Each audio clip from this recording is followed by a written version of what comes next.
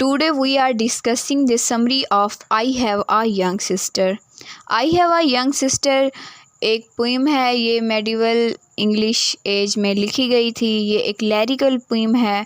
इसकी total lines 28 हैं और इसका जो राइटर है वो एनोनिमस है। एनोनिमस मतलब अननोन है और ये 1430 में लिखी गई और इसको माइकल आर बर्ज ने ट्रांसलेट किया और ये एक रिडल पोइम है। रिडल पोइम मतलब कि इस पोइम में पहेलियाँ टाइप दी गई हैं और इसके अलावा जो इसकी अब ट्रांसलेशन की गई है इस पोइम की वो क्वाइट वेल है, बेटर है than original medieval English lyrics से, क्योंकि जो ओरिजिनल हमारे पास मेडिवल इंग्लिश लिरिक्स थे उनमें काफ़ी स्पेलिंग डिफरेंस आ जाता था, क्योंकि ये मेडिवल एज को एंग्लो सैक्सन की जो ओल्ड इंग्लिश लिटरेचर थी वो जर्मन स्टाइल में ये पहले पोइम लिखी गई थी, तो काफ़ी स्पेलिंग डिफरेंस था इसमें।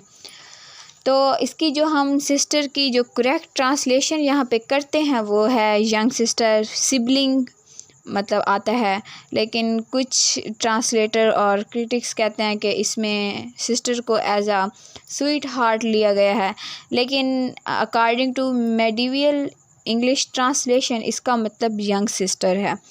तो ये मेडिवल एज में लिखी गई है तो इसका हम मीन यंग सिस्टर ही करेंगे।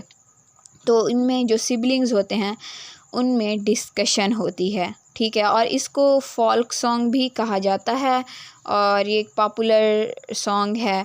फोल्क सॉन्ग इसको इस तरह कहा जाता है कि ये जो मेडिवल एज थी उसमें लोग इस पे ना डांस करते थे और अब टुडे एरा में इसका जो म्यूज़िक है वो लॉस हो गया है, हमारे पास सिर्फ पोइम ही बची है। तो देन हम इसके जो करैक्टर्स डिस्कस करते हैं। इसके दो करैक्टर्स हैं, यंग सिस्टर और elder sister according to medieval English translation. और हमारी अब इसकी जो समरी डिस्कस करेंगे। अगर हम इसको स्पीकर को कंसीडर करते हैं वुमेन एज अ वुमेन, तो इसके जो ड्रामेटिक सिचुएशन है वो रिमूव हो जाती है, क्योंकि अगर हम इसमें स्पीकर को रिप्रेजेंट कर देते या कंसीडर कर देते एज अ लवर, तो आगे जो उसका सिस्टर है उसकी ट्रांसलेशन फिर स्वीट हार्ट हो जाती, तो इसमें ड्रामेटिक सिचुएशन आ जाती। देन हम इसको कंसीडर करते हैं एज आ वुमेन, मतलब जो स्पीकर होती है वो बड़ी सिस्टर होती है और जो मतलब बाकी जो दूसरे वाला जो करैक्टर है वो यंग सिस्टर होती है।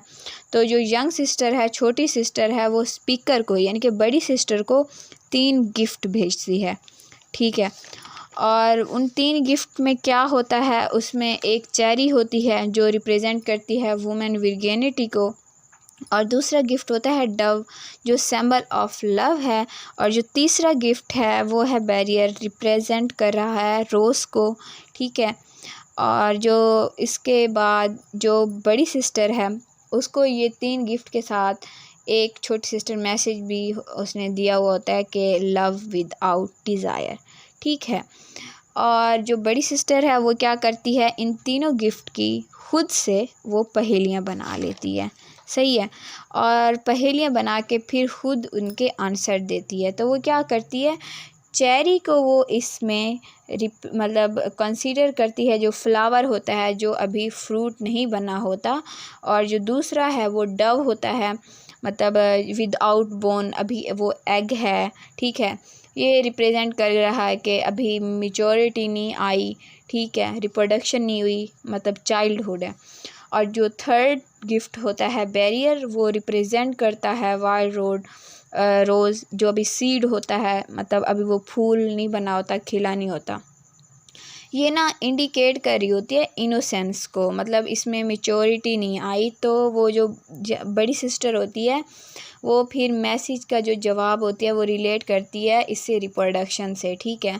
फिर वो कहती है कि जो अनमैरिड गर्ल होती है उसमें जो ये डिज़ायर होती है, सेक्सुअल डिज़ायर, वो जैसे ही शादी होती है वो ख़त्म हो जाती है, ठीक है। और फिर वो कहती है कि अगर इसकी डिज़ायर करना, लॉन्गिंग्स करना, लॉन्गिंग्स का मतलब आरज़ू होता है करना, ये कोई अननेचुरल बात नहीं है। ये नेचुरल बात है, और लव में विशिंग लॉन्गिंग करना भी एक नेचुरल ही बात है। तो वो इसमें मतलब एक इन सब चीज़ों को, इन तीनों जो गिफ्ट हैं उनको किस चीज़ से रिलेट करती है, वो इनको इनोसेंस से रिलेट करती है। मतलब अभी रिप्रोडक्शन नहीं हुई, अभी मैच्योरिटी नहीं आई, ठीक है। और जो इसका फिर आगे थीम जो है, वो थीम बनेगा लव एंड इनोसेंस। तो लव बनेगा और इनोसेंस इसका इस तरह के, ये जो तीनों चीज़ें हैं ये रिप्रेजेंट कर रही हैं इनोसेंस को, कि अभी मैच्योरिटी नहीं आई ह्यूमन नेचर की, मतलब जो वो है फिज़िकल उसमें होती है मैच्योरनेस, वो नहीं आई, रिप्रोडक्शन नहीं हुई, वो इस चीज़ को, इनोसेंस को रिप्रेजेंट कर रही है। I hope this video is helpful for you. Thank you.